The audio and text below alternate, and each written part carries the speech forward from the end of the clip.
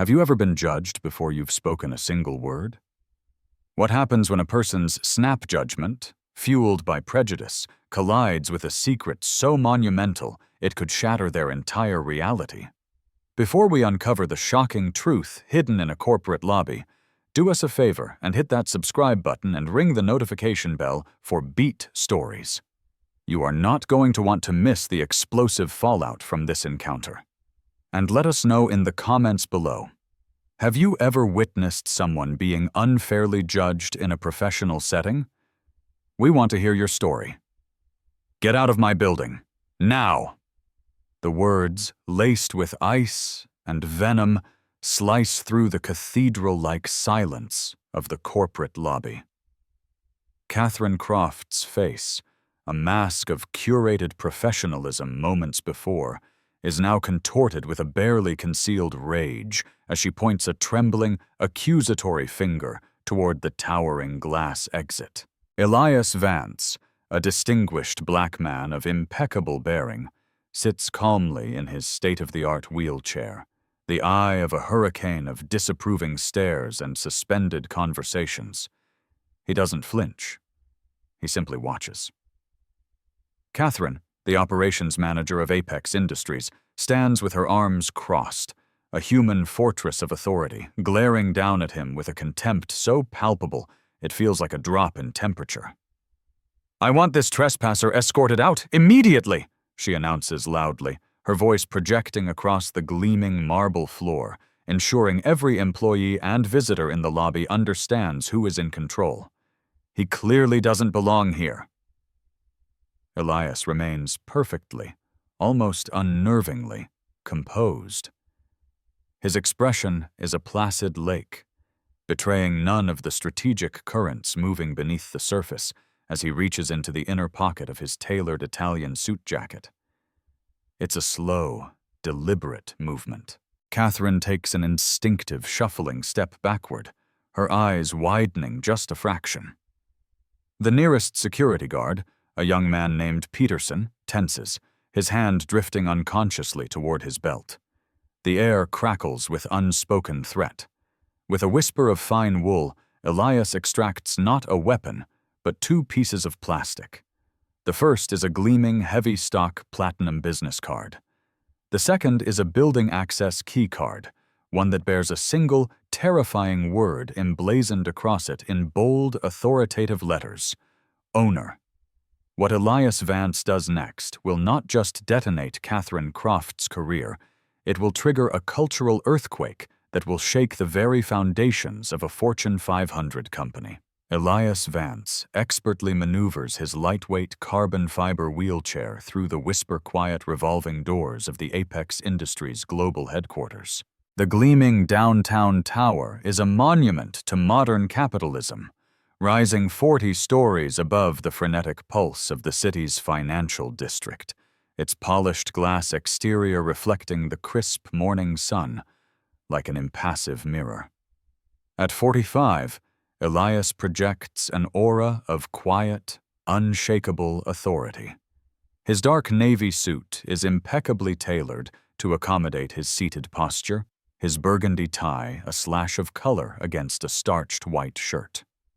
His investment firm, Phoenix Capital, has recently and very quietly acquired this building and the global tech company it houses. At this moment, fewer than 5 people in the entire world know this fact. Today's unannounced visit serves a very specific, calculated purpose: to assess the company's ambient culture before revealing himself as its new owner.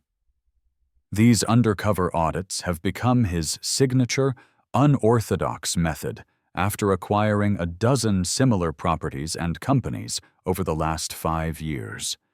He calls it a cultural stress test.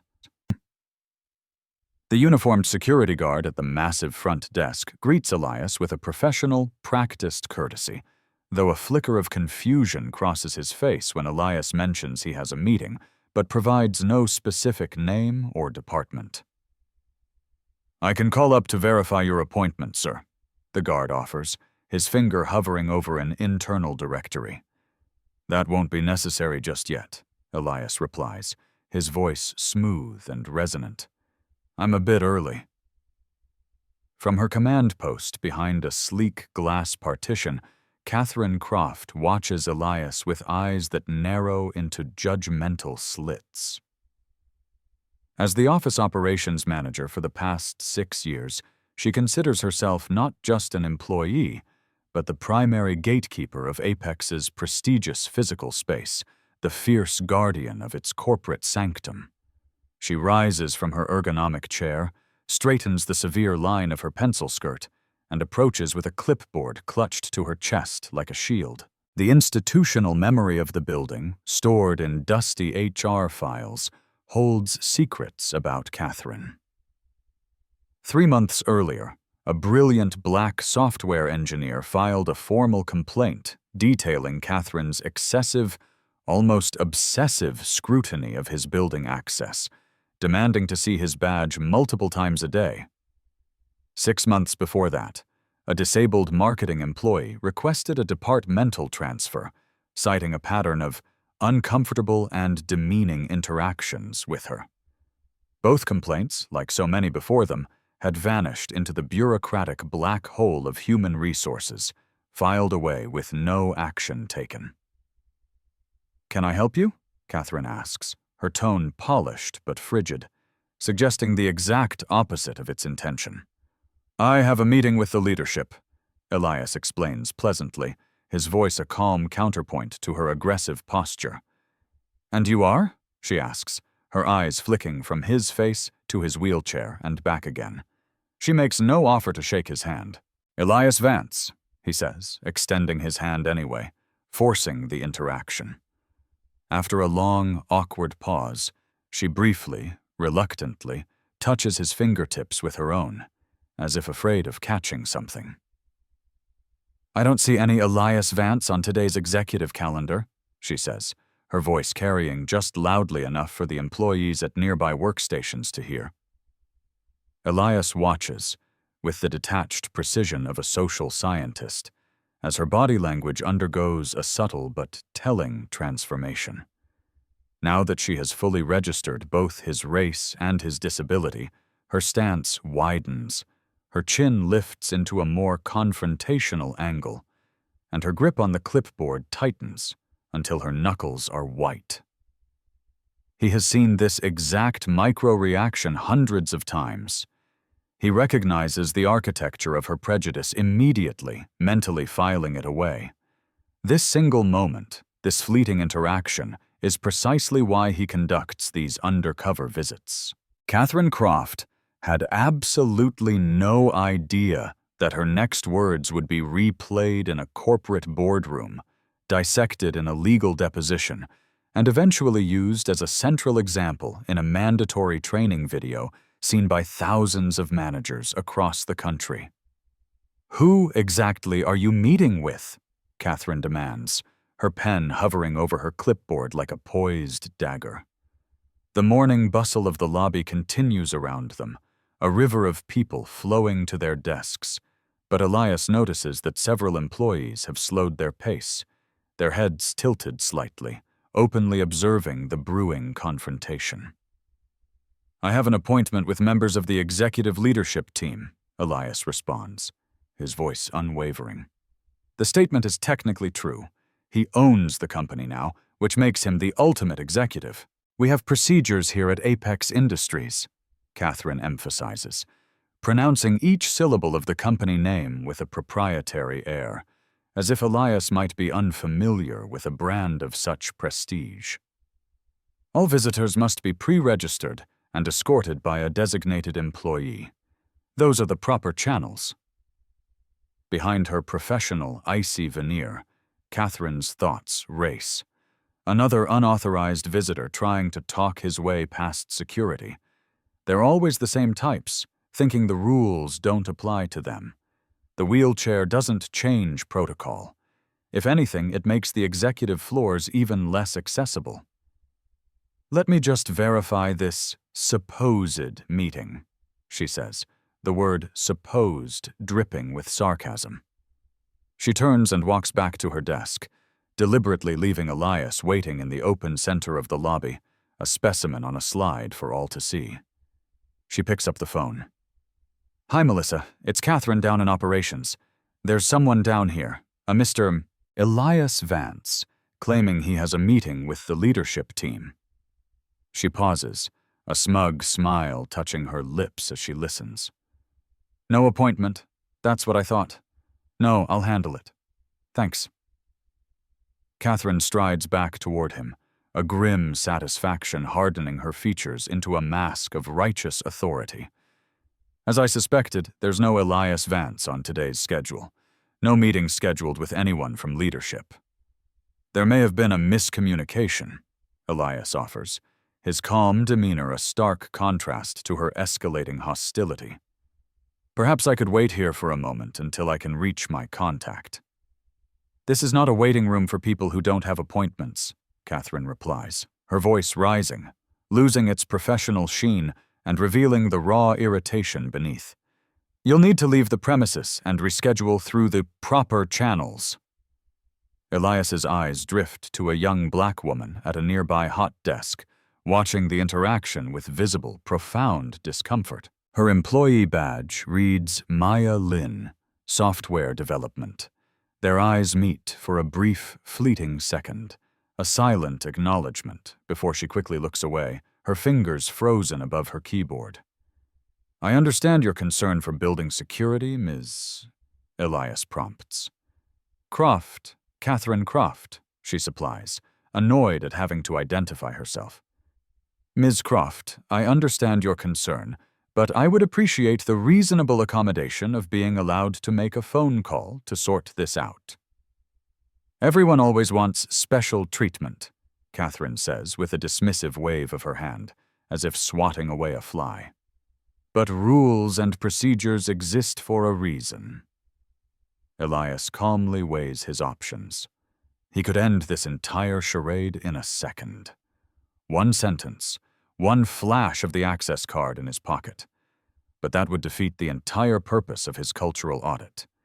This interaction, this raw, unfiltered ugliness, is providing exactly the kind of priceless insight he came for. As Elias reached for his phone to make a quick, perfunctory call, he had no idea that Catherine was about to cross a line of no return, a line that would cost her far more than just her job.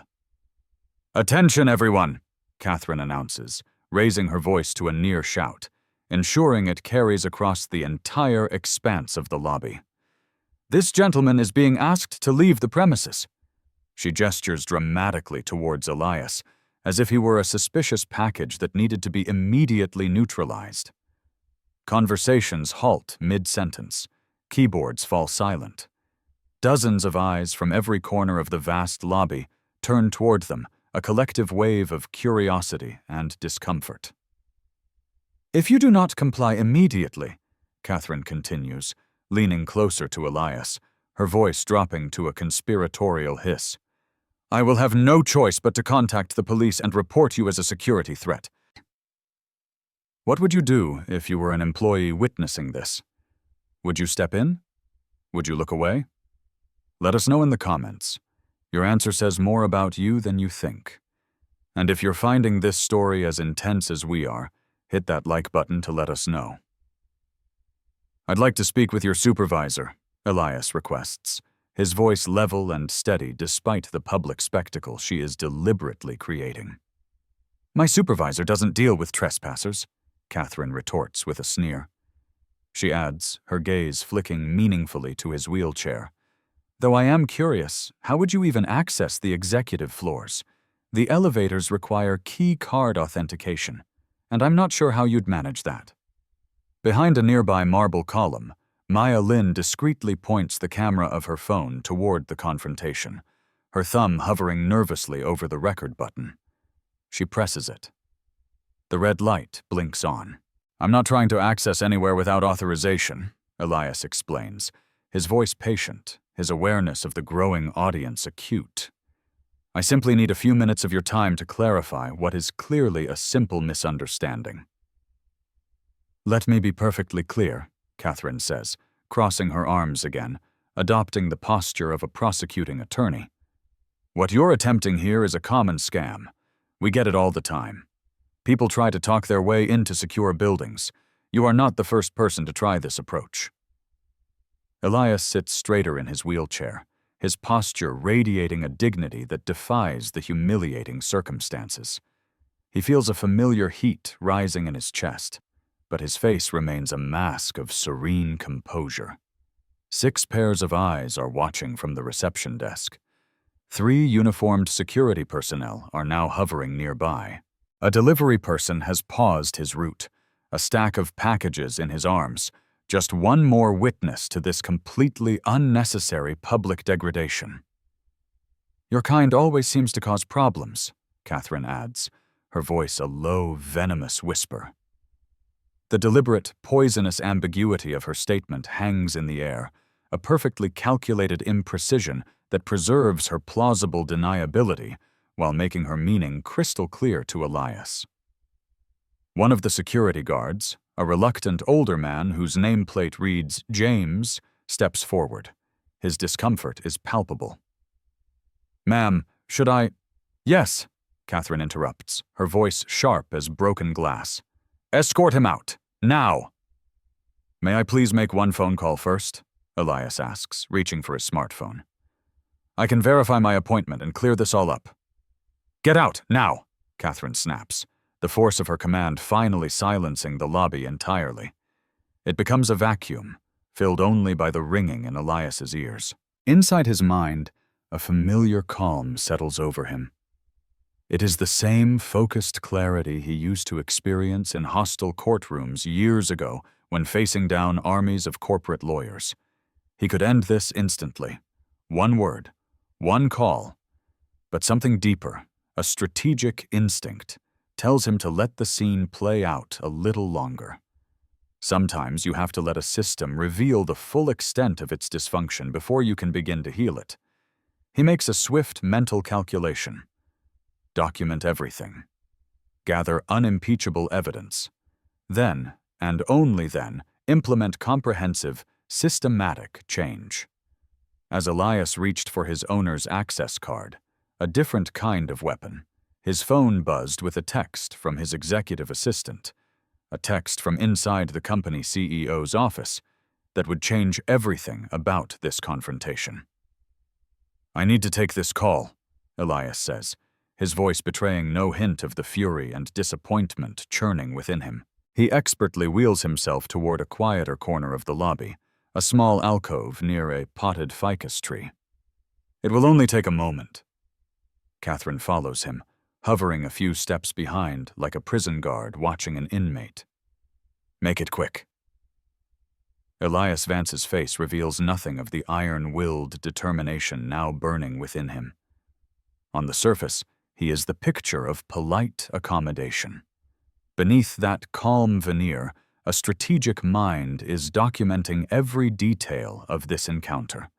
He has experienced variations of this degrading scene dozens of times throughout his life. The snap judgments, the thinly veiled contempt, the public degradation. But unlike all those previous occasions, today he possesses the absolute authority to ensure there are real, lasting consequences. "Jeffrey," Elias speaks quietly into his phone. "I need all the information you have on a Catherine Croft. Croft. She's the operations manager here at Apex." He keeps his voice low, but he doesn't whisper. Nothing about his behavior will suggest guilt or uncertainty. His executive assistant, Jeffrey, responds immediately from their off-site command center. "Pulling her file now, Elias. Catherine Croft, 6 years with the company, promoted twice. 3 formal complaints filed against her in the past 18 months. All from minority employees. 2 for racial bias, 1 for disability discrimination. No disciplinary action was taken on any of them. Send me the complete company anti-discrimination policies and the entire HR reporting structure immediately," Elias instructs.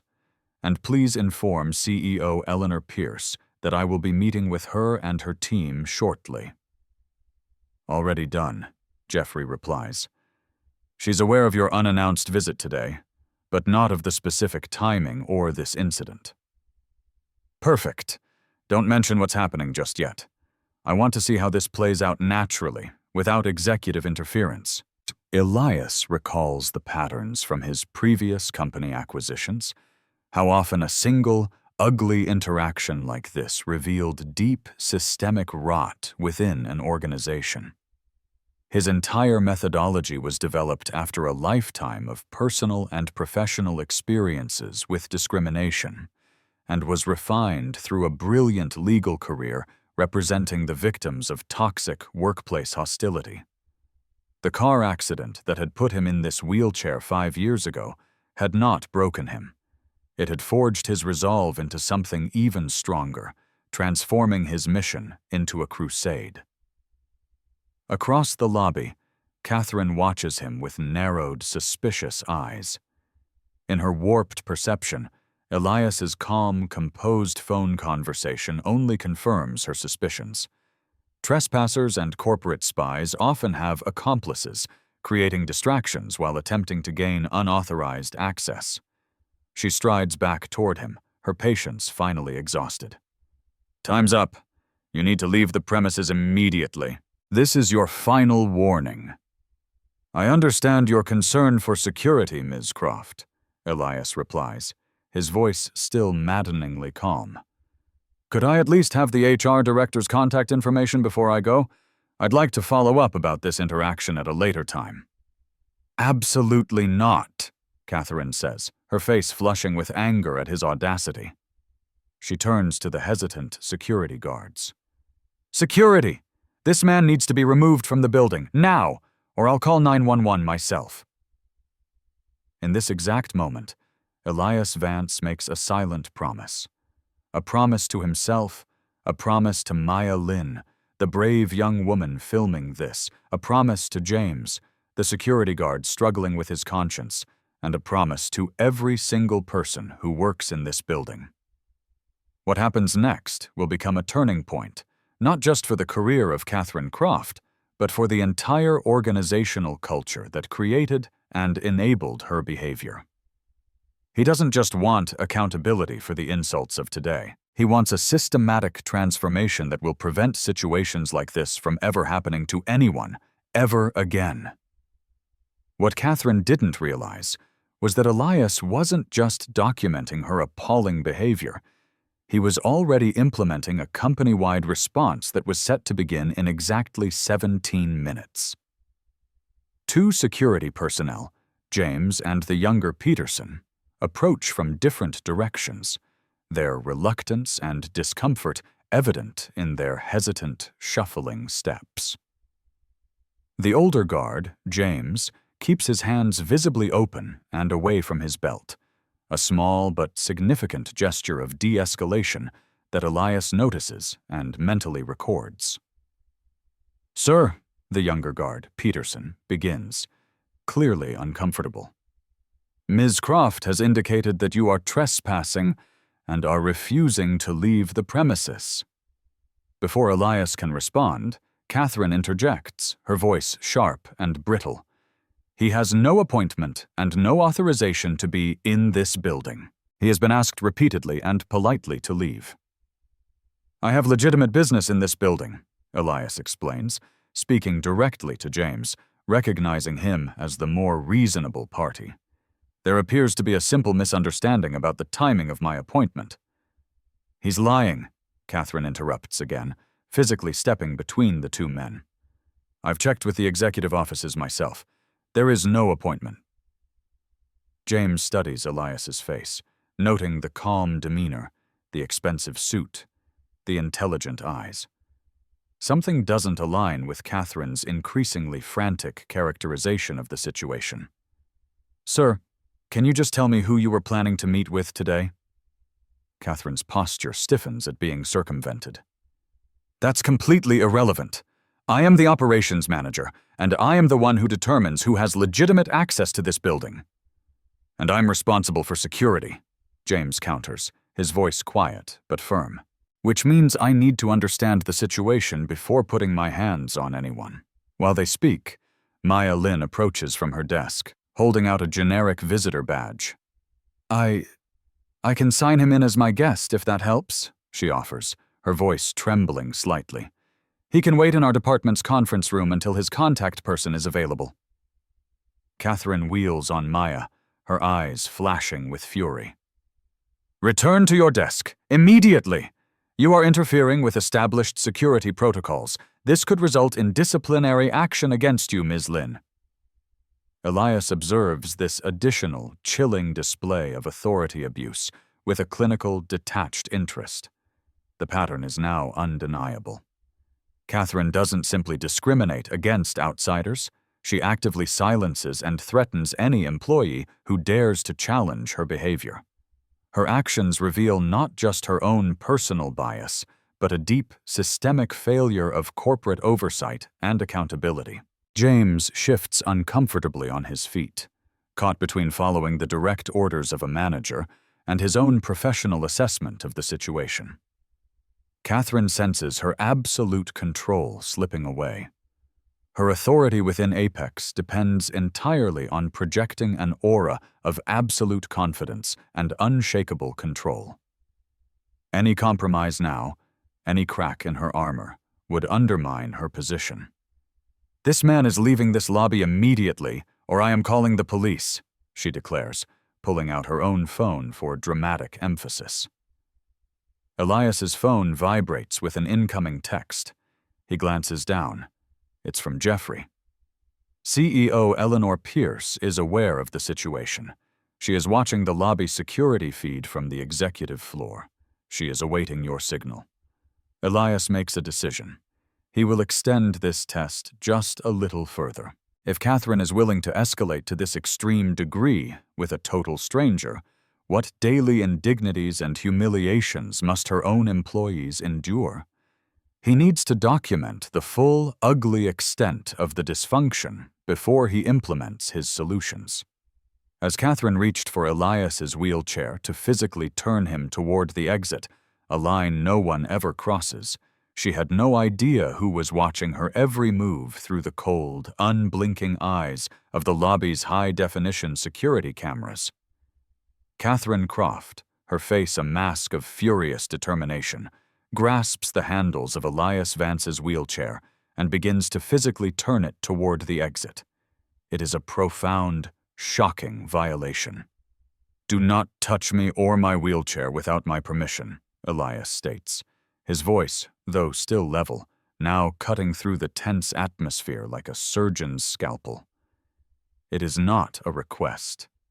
It is a command. "Remove your hands, immediately." Several employees in the lobby audibly gasp. A woman at the main reception desk covers her mouth with her hand. The security guards, James and Peterson, exchange alarmed glances. This has crossed a serious line. Catherine snatches her hands back from the wheelchair as if the handles were red-hot, her expression morphing with practiced theatrical ease from one of aggressor to one of victim. "He's becoming aggressive," she announces loudly to her growing audience. "I was simply assisting him toward the exit, and he threatened me."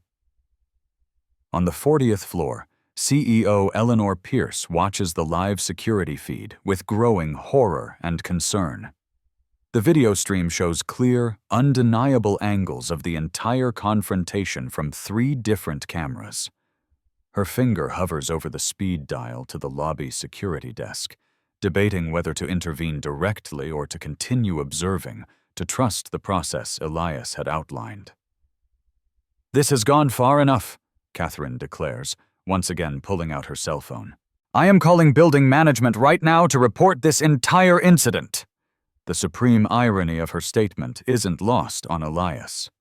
The building management company reports directly to Phoenix Capital, a fact that will become painfully, humiliatingly clear to Catherine very soon. While Catherine steps away to make her performative call, Elias beckons James closer. "I understand you are in a difficult position," Elias says quietly, his voice full of a sudden, surprising empathy. You are trying to do your job while sensing that something is not right about this situation. I appreciate that. James just nods slightly, his expression grateful. Sir, if you could just tell me who you're here to see, maybe I can help sort this out without any further escalation. That will become very clear very soon, James, Elias responds.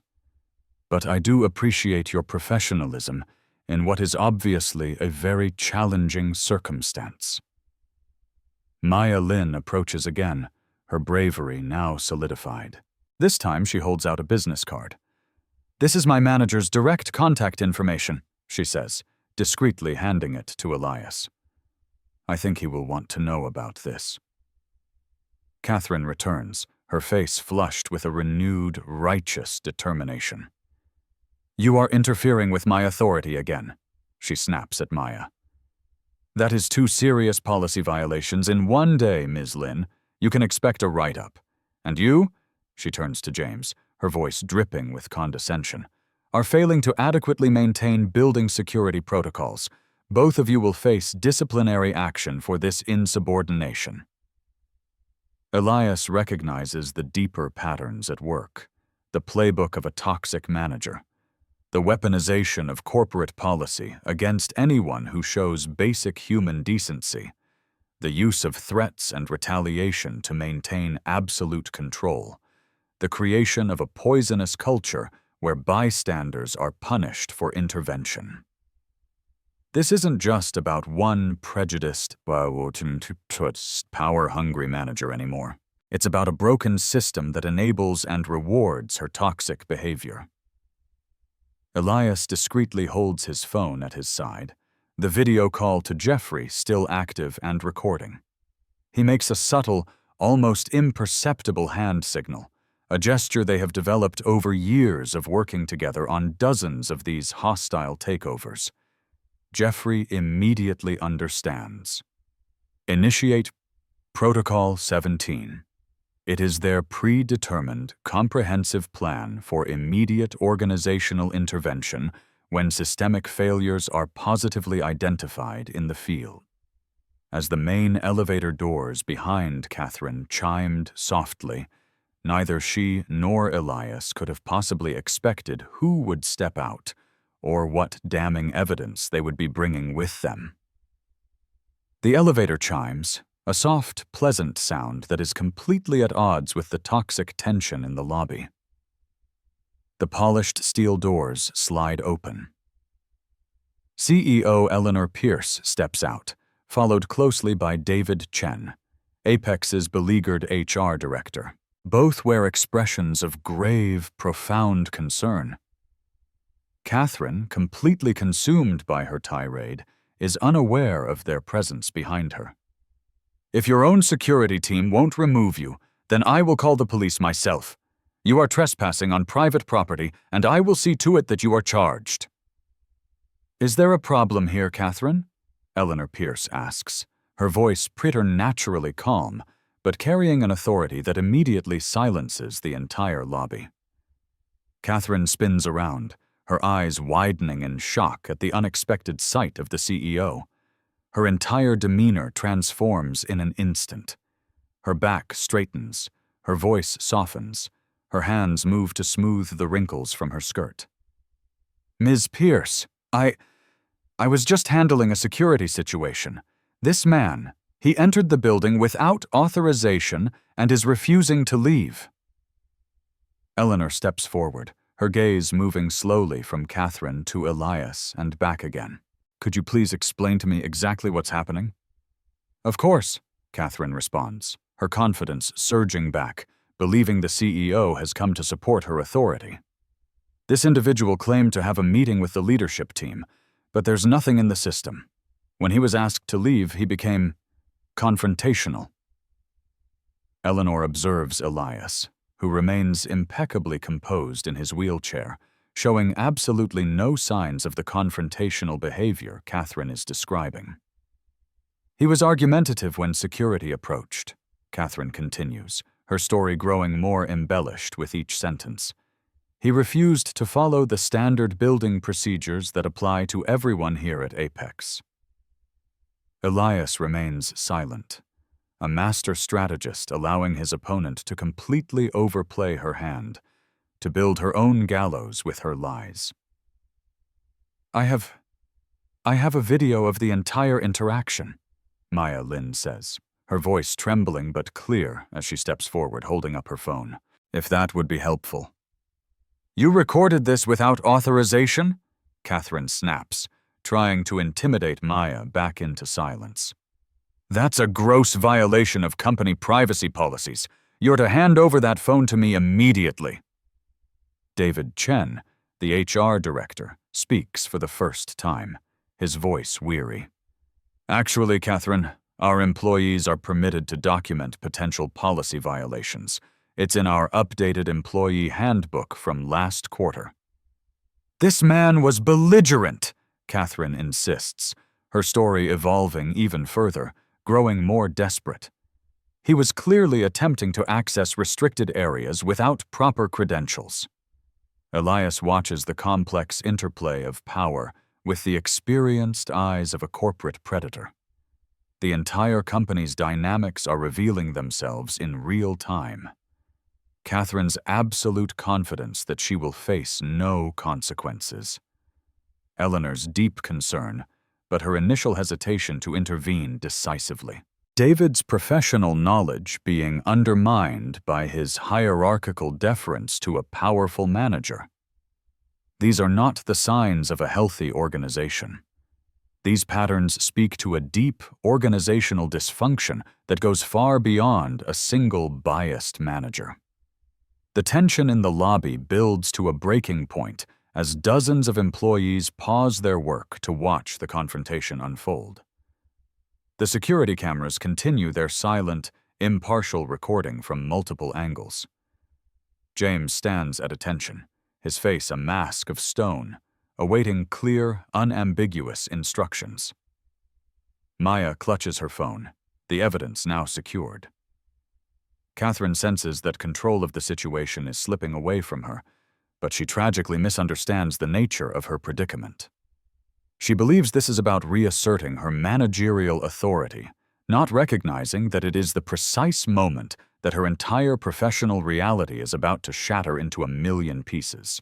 The ID card in Elias Vance's hand was about to detonate Catherine Croft's world, and everyone in that lobby was about to witness the explosion. Elias takes the platinum access card from his inner jacket pocket again.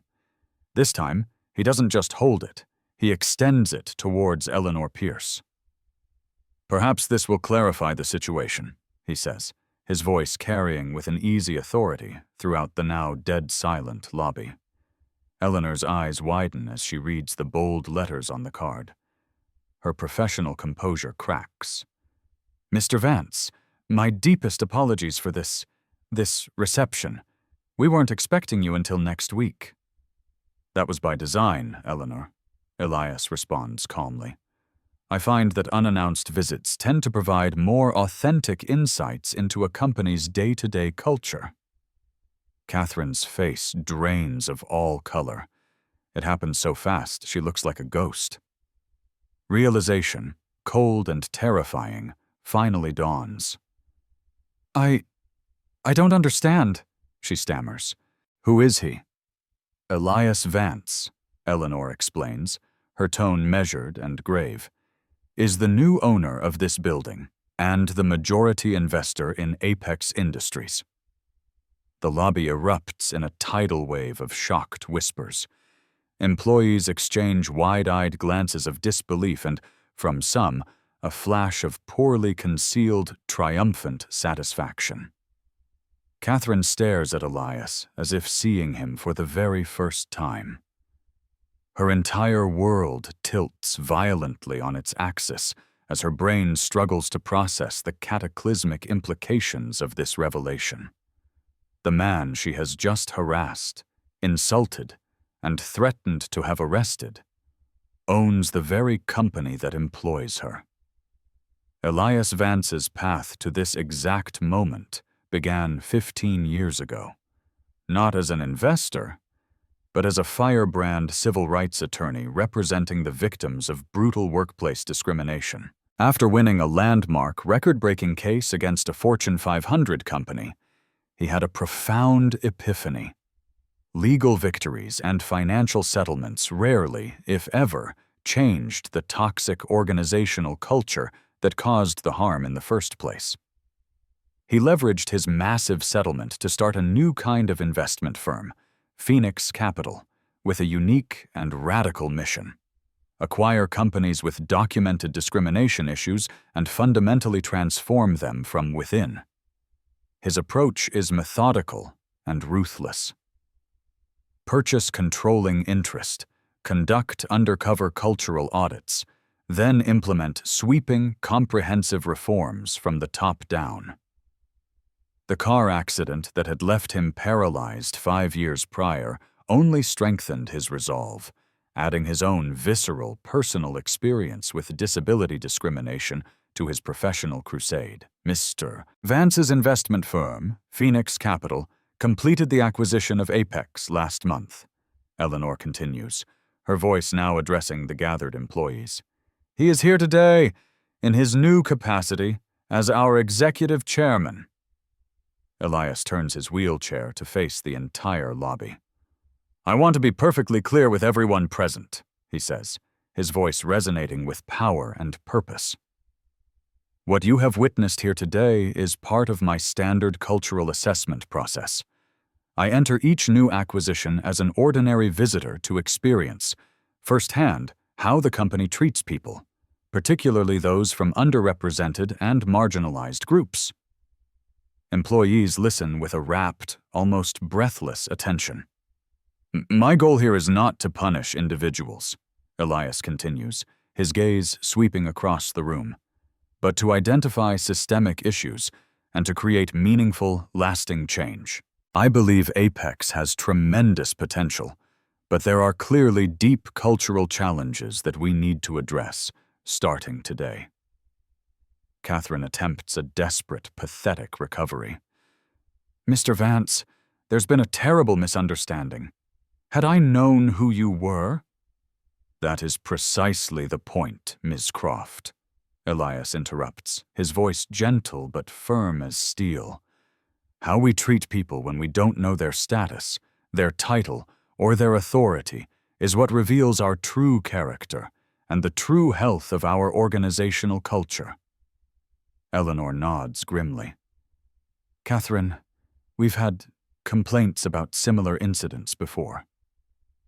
Minor misunderstandings that were all resolved, Catherine protests weakly, her voice barely a whisper. 3 formal complaints in 18 months is not minor, David Chen, the HR director, interjects, holding up a tablet with her HR records clearly displayed. And that doesn't count the several informal concerns that employees told us they were too afraid to document officially for fear of retaliation. Elias gestures toward the executive elevator bank. Eleanor, David, I would like an immediate meeting with the entire executive leadership team. Now. He then nods toward Maya Lin. And Ms. Lin, I would very much appreciate your participation in that meeting as an employee representative.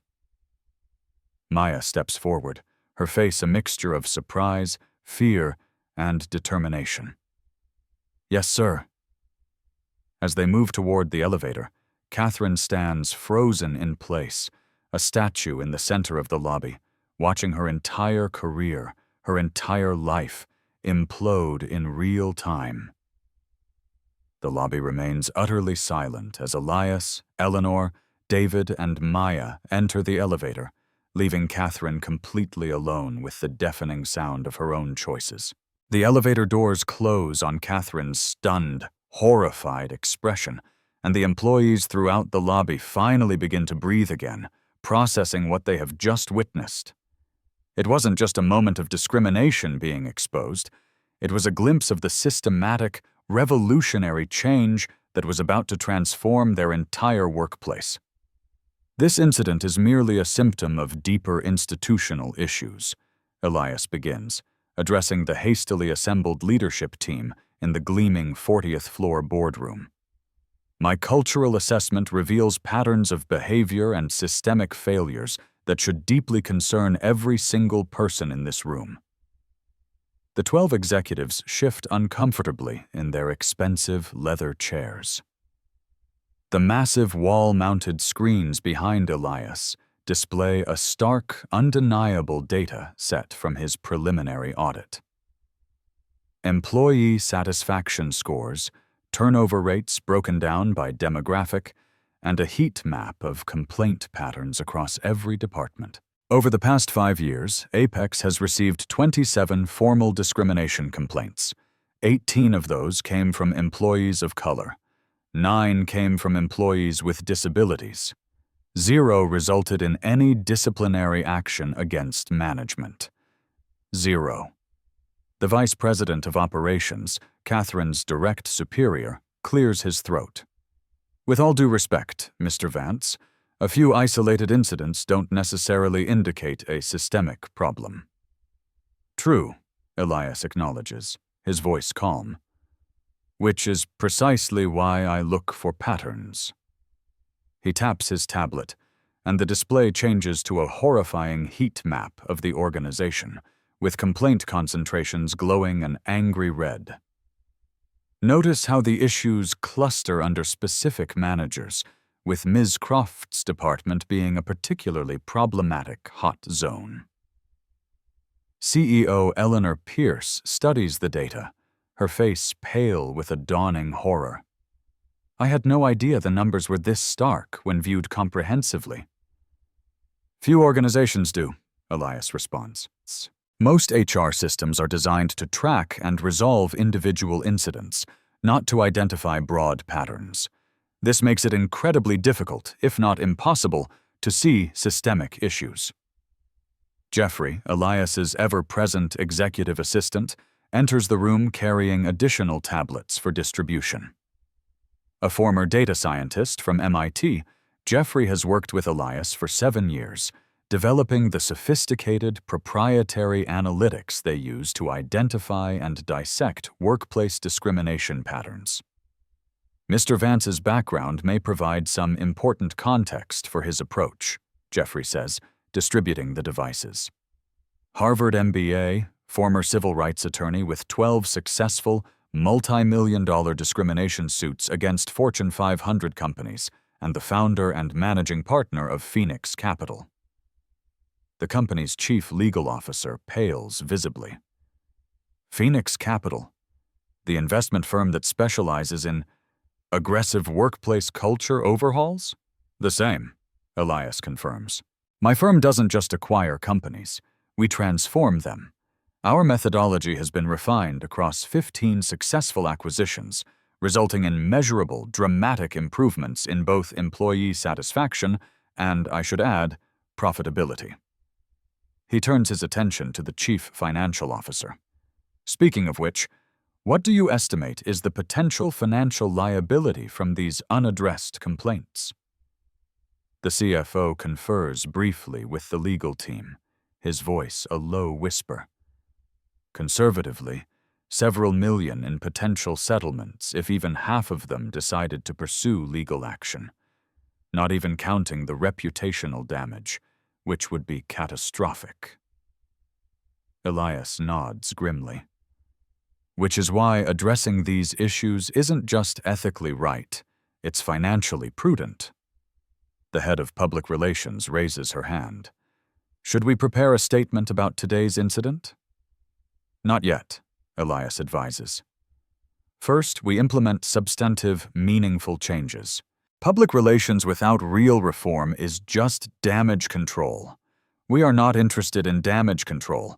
We are interested in transformation. Eleanor, looking shaken but resolute, finally asks the question on everyone's mind. What do you recommend? A 3-phase approach, Elias explains. First, an immediate, independent investigation of all past and present complaints, conducted by an outside law firm with unimpeachable expertise in workplace discrimination. Second, a comprehensive top-to-bottom review of all management practices with mandatory retraining or, where necessary, removal of problematic leaders. Third, the implementation of new, transparent policies with real, unavoidable accountability mechanisms. And Ms. Croft? David Chen asks. She will be placed on administrative leave, effective immediately, pending the full results of the investigation, Elias decides. This isn't about punishing one person. It's about changing a culture that created, enabled, and rewarded her behavior for years. In the HR office, one floor below, David Chen personally pulls Catherine Croft's thick personnel file, revealing a clear, undeniable pattern that should have triggered a major intervention years ago. Complaints about her excessive scrutiny of minority employees, her dismissive and cruel treatment of accommodation requests, and her selective, biased enforcement of policies.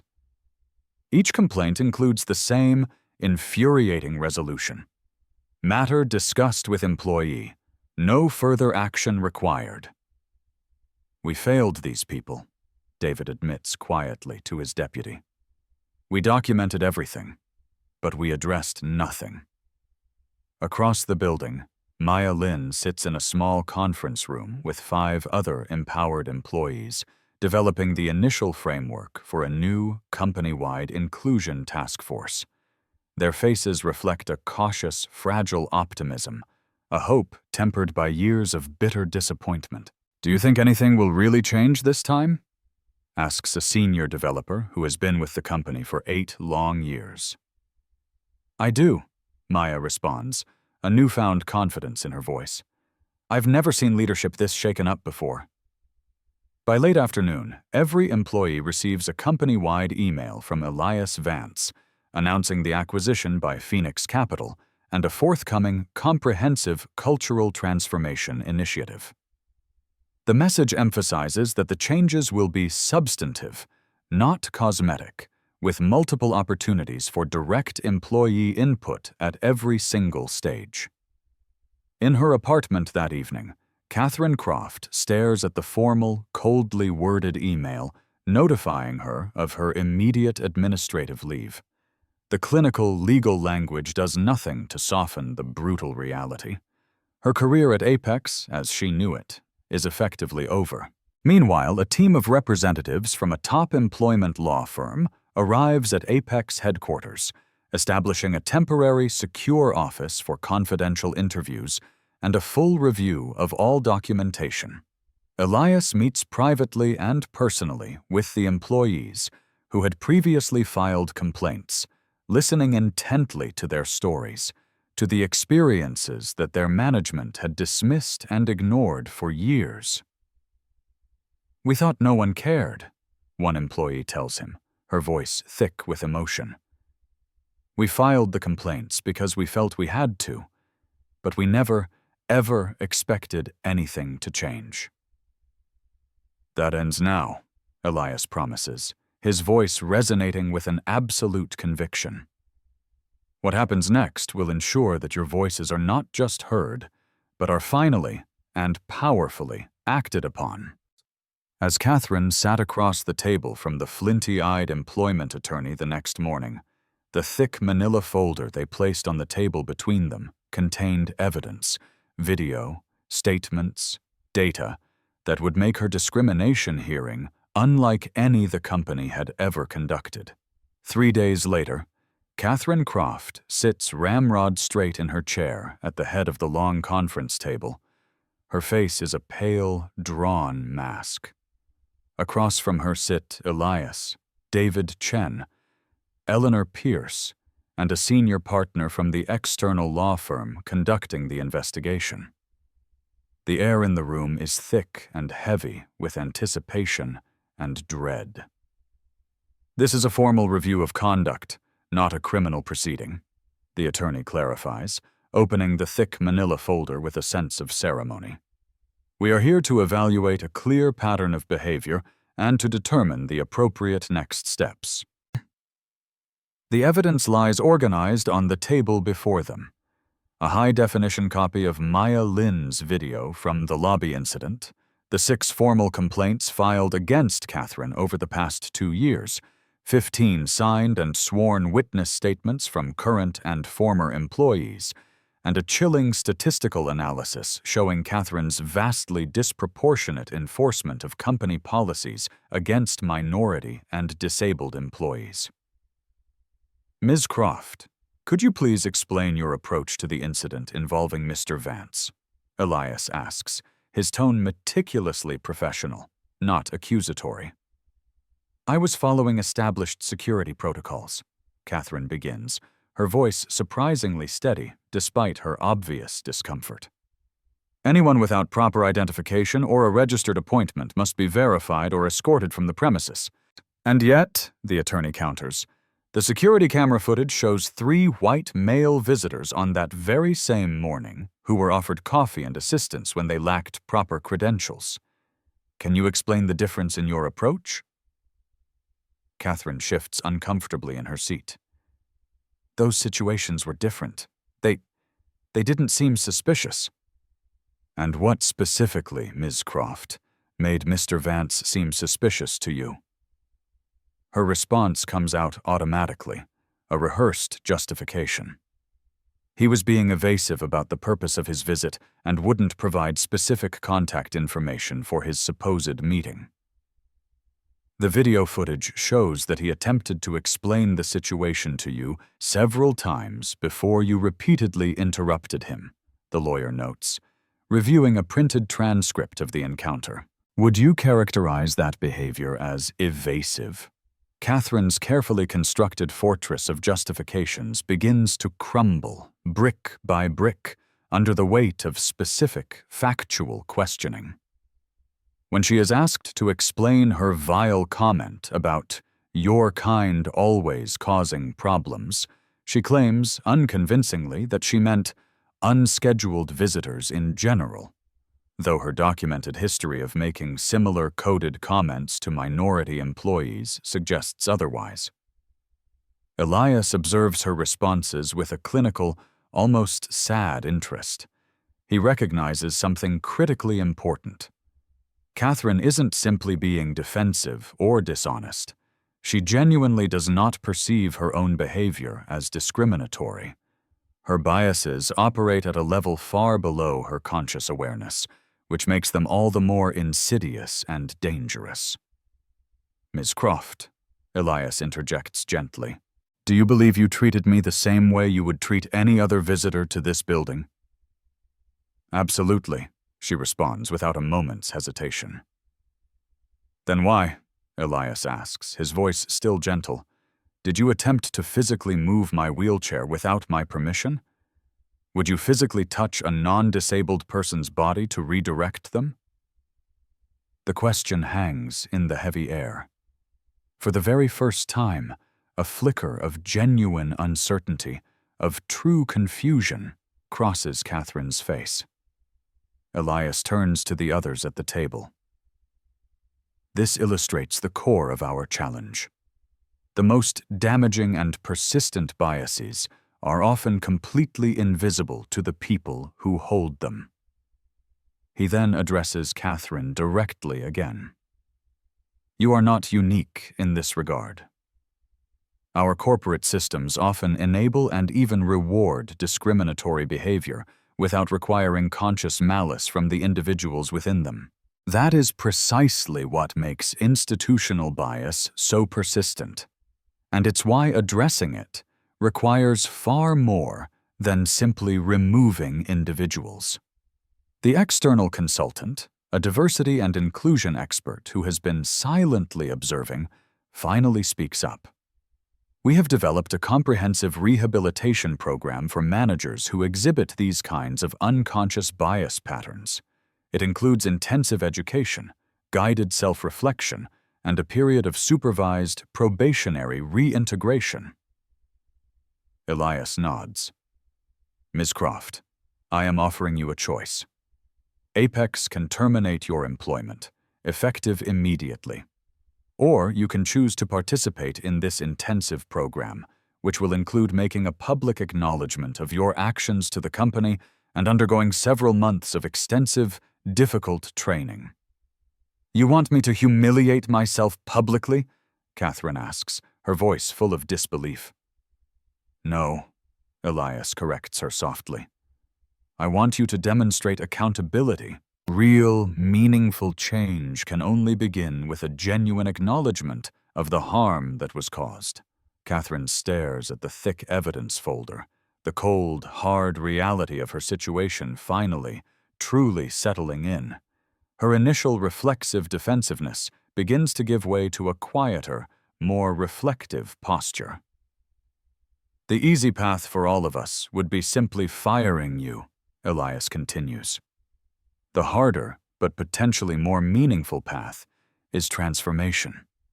Your transformation, and the company's transformation. The choice is yours." After a long, heavy silence, Catherine looks up, her eyes glistening with unshed tears. "I never thought of myself as that kind of person. But the evidence suggests otherwise, doesn't it?" It's not quite an admission, but it's a start. It's a crack in the thick wall of denial that might, eventually, lead to genuine understanding and change. I'll take the program," she finally says, her voice barely a whisper. "I want to understand what I didn't see." Elias nods slowly. "This is not about punishment, Ms. Croft. It is about growth and about preventing future harm. This journey will be difficult, but it has the potential to be valuable for you and for everyone at Apex." 6 months later, as Elias Vance wheeled himself into the company's first ever Diversity and Inclusion Summit, an event he had created, even he was not prepared for the person who would be standing at the podium, waiting to speak. The fundamental transformation of Apex Industries unfolds in methodical, deliberate stages over the following months. What began with an ugly confrontation in the lobby spreads throughout the entire global organization like ripples in a pond, touching every single department, process, and employee. A new harassment and discrimination reporting system is launched company-wide, featuring fully anonymous submission options and a transparent, publicly viewable dashboard that tracks the status of every single complaint resolution. Complaints now flow directly to a newly formed independent oversight committee, which is composed of elected representatives from every level of the organization, not just a handful of executives in the C-suite. The innovative management training program that was pioneered at Apex begins to catch the attention of their industry peers. Its distinctive approach, combining hard data analytics, psychological research into unconscious bias, and practical real-world scenario training, produces immediate, measurable improvements in workplace interactions and employee morale. Within just 4 months, 3 major competing tech firms request permission from Apex to license and implement adapted versions of the program for their own managers. Elias begins to meet with the CEOs of other large companies, generously sharing insights from Apex's ongoing transformation. The ROI on genuine inclusion isn't just moral, it's financial, he explains during a keynote speech at a major industry conference. Since implementing these changes, we've already seen a 23% reduction in employee turnover and a 17% increase in our successful recruitment of senior-level diverse talent. Maya Lin steps into her newly created role as the Director of Inclusive Culture with a natural authority and grace. The same quiet courage that prompted her to hit record on her phone now shapes company-wide policies that affect thousands of employees across the globe. Her team develops new, data-driven evaluation metrics that can identify potential discrimination patterns in hiring, promotion, and retention before they become entrenched systemic problems. Quarterly employee satisfaction surveys reveal a steady, dramatic improvement.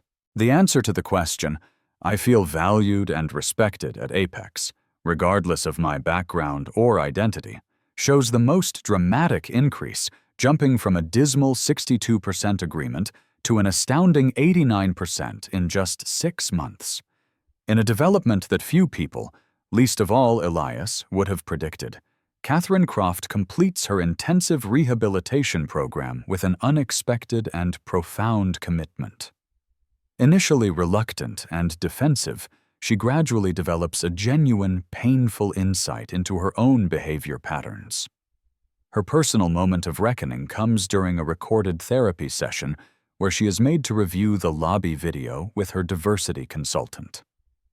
I wouldn't have believed I could act that way if I hadn't seen it myself, she admits, her voice thick with shame. The worst part is realizing I would have continued treating people like that for the rest of my career without ever once recognizing the harm I was causing. Catherine becomes an unlikely but powerful advocate for change, speaking candidly and vulnerably about her own journey of discovery in management training sessions. I didn't think of myself as biased because I didn't use slurs or explicitly discriminate, she tells a group of skeptical mid-level managers. But I've learned that bias isn't always about what you consciously believe. It's about the behaviors you've normalized without ever questioning who they protect and who they punish. The business press takes notice. The Harvard Business Review publishes a glowing case study on the Apex transformation, highlighting both Elias Vance's unique methodology and the company's incredible, measurable outcomes. The subtitle of the article, How Confronting Discrimination Created a New Competitive Advantage, captures the dual nature of the changes. Ethical improvement yielding tangible, practical benefits. Phoenix Capital announces plans to implement similar initiatives at 3 additional portfolio companies. The Apex model, now refined and proven, becomes a powerful blueprint for institutional change that other organizations can follow. The company's improved retention metrics, particularly among women, people of color, and employees with disabilities, provide compelling, undeniable evidence that inclusive workplaces don't just feel better, they perform better financially. A year after Elias Vance's ugly confrontation with Catherine Croft, Apex Industries receives its first-ever award for Best Workplace Culture, a remarkable, almost unbelievable turnaround from its previous toxic reputation. At the 1-year anniversary celebration of the new Apex Culture Initiative, Elias had one final surprise planned, a surprise that would bring his incredible journey with Catherine Croft full circle in the most public and powerful way imaginable. 1 year to the day after Elias Vance revealed his identity in the Apex lobby, employees gather for the company's inaugural Inclusive Excellence Awards ceremony. The transformed atrium features a new, permanent stage where once there was only a security desk, a powerful, symbolic reclaiming of the very space where discrimination had once been so publicly and shamelessly displayed. Elias sits in the front row beside Eleanor Pierce and David Chen, observing the festive gathering with a deep, quiet satisfaction. The metrics tell part of the story: improved retention, increased productivity, stronger recruitment outcomes. But the real transformation is visible in the atmosphere itself. Employees from dozens of different departments are mingling comfortably. Conversations are flowing easily across old hierarchical boundaries, and there is a palpable sense of shared purpose and belonging that no spreadsheet could ever quantify. Maya Lin, now a confident and respected leader in the company, approaches the podium. It is my incredible honor to introduce our keynote speaker, the architect of our transformation and the catalyst for the new Apex, our executive chairman, Elias Vance. Thunderous applause fills the atrium as Elias wheels onto the stage. He surveys the audience, seeing hundreds of faces that represent the company's incredible evolution from a place of systemic dysfunction to an emerging exemplar of corporate change. Transformation always begins with truth, Elias starts, his voice resonant and strong. My journey to this moment began 20 years ago, when, as a young, idealistic attorney, I represented clients who were facing horrific workplace discrimination. I believed back then that winning legal victories and securing large settlements would create lasting change. I was wrong. When he shares the story of his accident, explaining how experiencing disability discrimination firsthand had profoundly shifted his approach from litigation to systemic reform, I realized that we needed to change organizations from within, not just penalize them from the outside. Today, I want to recognize someone whose own personal journey embodies the difficult but necessary transformation we seek to create. Elias continues, his voice softening. Someone who had the courage to confront their own biases, to do the hard work of unlearning, and to grow from that painful reckoning. Please join me in welcoming Catherine Croft. A murmur of surprise ripples through the audience as Catherine walks to the stage. Her posture communicates neither her old defiance nor a new shame, but a measured, quiet self-awareness that was utterly absent a year ago. I stand before you today as both a cautionary tale and, I hope, a testament to the possibility of change, Catherine begins, her voice clear and steady. A year ago, in this very room, I humiliated a man because of unconscious biases I refused to acknowledge I even had. Today, I can name those biases, and I can finally recognize the harm they caused, not just to Mr. Vance, but to countless colleagues over the course of many years. Her words land with a stunning, authentic weight. Systems can enable discrimination even when there's no explicit intent to harm. For years, I enforced those systems without ever once questioning who they were designed to protect and who they were designed to punish. Elias returns to the microphone to announce the expansion of the APEX program to 3 additional companies in his portfolio. What we have built here isn't just for APEX, he says. It is a model, a blueprint that can transform workplaces everywhere. He presents a special recognition award to James, the security guard whose quiet integrity and moral courage helped prevent further escalation on that fateful day, and to other employees like Maya, who demonstrated incredible courage during the organization's challenging, painful transition. Later, in a quiet moment away from the celebration, Elias reflects on the long journey. Despite the meaningful, measurable progress, he harbors no illusions about the immense work that remains. Cultural transformation is not a destination. It is a continuous, never-ending process that requires constant vigilance, humility, and commitment. The ceremony concludes with the official unveiling of the company's new, prominently displayed value statement, etched into the marble wall of the lobby. Dignity is non-negotiable. As the employees filter out, their conversations full of hope and excitement, Elias exchanges a brief, professional nod with Catherine. They are not friends. They are not fully reconciled. But they are now 2 people mutually and surprisingly committed to building a better, more humane workplace than the one they had both inhabited a year ago. True power isn't in authority over others, Elias observes quietly to Eleanor. It's in the courage to change systems, starting with yourself. Has this incredible story changed how you might handle discrimination if you witness it? Let us know your biggest takeaway in the comments below. We invite you to share your own workplace transformation stories, big or small. Your experiences might just provide the roadmap that someone else desperately needs to navigate their own challenges. If you've been moved by this story of workplace justice and personal transformation, Make sure you hit that subscribe button for Beat Stories right now. We deliver powerful, real-life narratives that don't just entertain, but also empower and equip you with the strategies to navigate the difficult situations in your own life. Don't forget to like this video and turn on all notifications by clicking that little bell icon.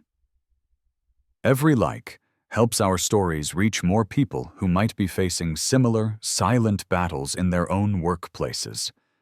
This is not the end of a story. It's the beginning of what can happen when truth is finally brought into the light.